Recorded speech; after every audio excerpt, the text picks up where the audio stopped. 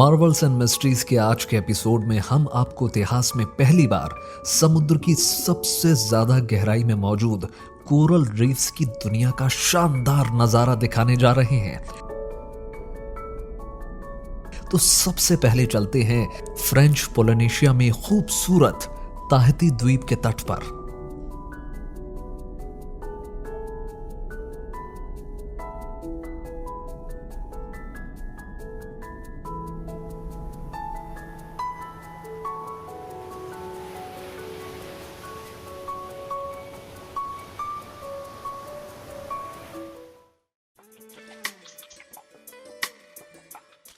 संयुक्त राष्ट्र की मदद से इस वैज्ञानिक मिशन के गोताखोर और फोटोग्राफर्स जब समंदर के अंदर उतरने लगे तो उन्हें भी अंदाजा नहीं था कि वो पानी के अंदर एक नई दुनिया की खोज करने जा रहे हैं।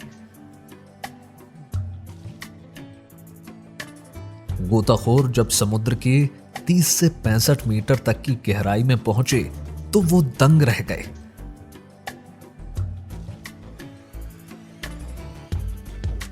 यहां उन्हें 2 मीटर तक के व्यास वाली गुलाब जैसी आकृति की कोरल रीफ्स दिखाई दी, जो आकार में 30 से 65 मीटर तक चौड़ी हो सकती है।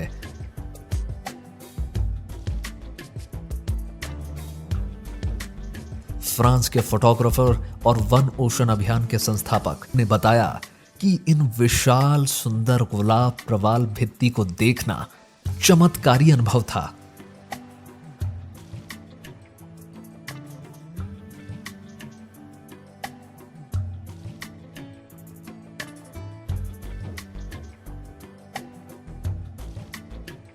Right now that this reef is like just impressive, just unique, and I think it's true, but it's also true at this time because we know so few about like this deep part of coral reef. Like even if there is like some scientific expedition on like this deep reef, like we don't have very few knowledge. Like it's just one spot, and on the coral reef potentially you can discover like I will say 100 of sites like that.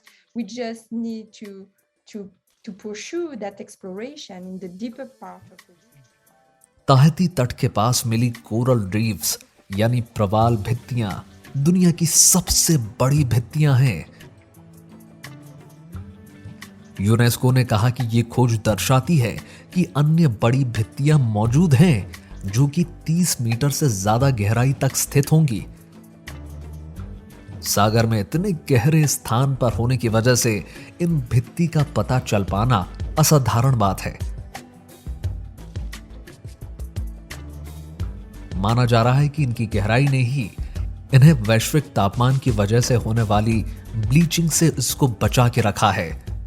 Well, the pictures speaks for themselves. I mean, those big structures. I mean, some of them they look a bit like giant roses, right? Some are actually 2 meters across. So they're very spectacular. And what's even more spectacular is that you have, as far as the eye can see, this is uninterrupted coral growth.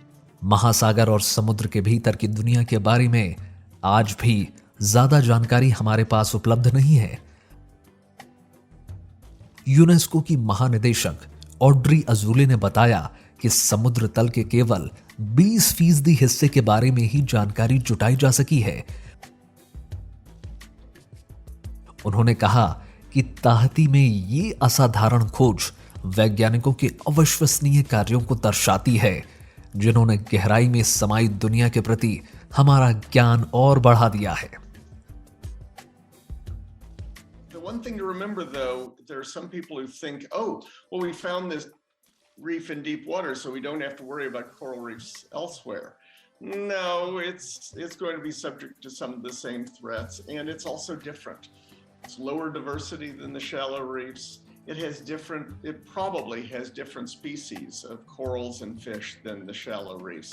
So while there's been some thought that these deep reefs can serve as lifeboats for shallow corals, that's probably not the case usually because you're looking at something very different.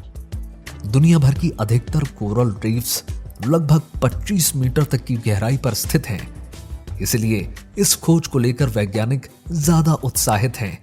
गोताखोरों की टीमों ने मूंगा चट्टानों का अध्ययन करने के लिए कुल मिलाकर 200 घंटों तक गोताखोरी की। आने वाले महीनों में अध्ययन के लिए कोरल रीफ्स के इर्द गिर्द और ज्यादा गोताखोरी की जाने की योजना है।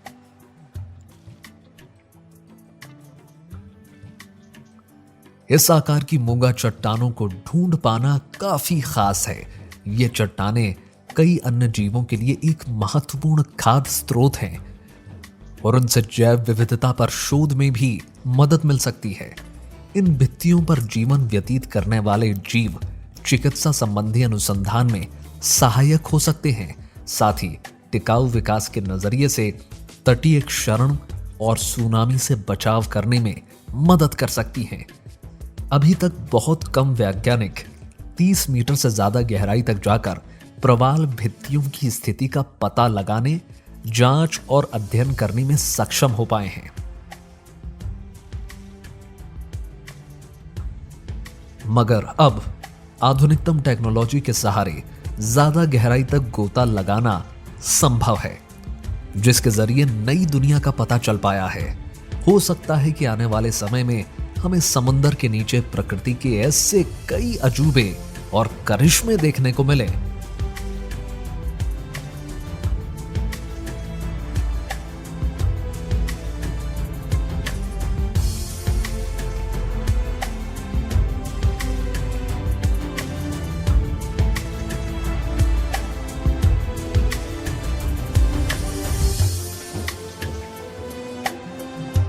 आपको हमारा वीडियो कैसा लगा कमेंट करके जरूर बताएं। साथ ही वीडियो को लाइक, शेयर और सब्सक्राइब करना ना भूलें। नमस्कार।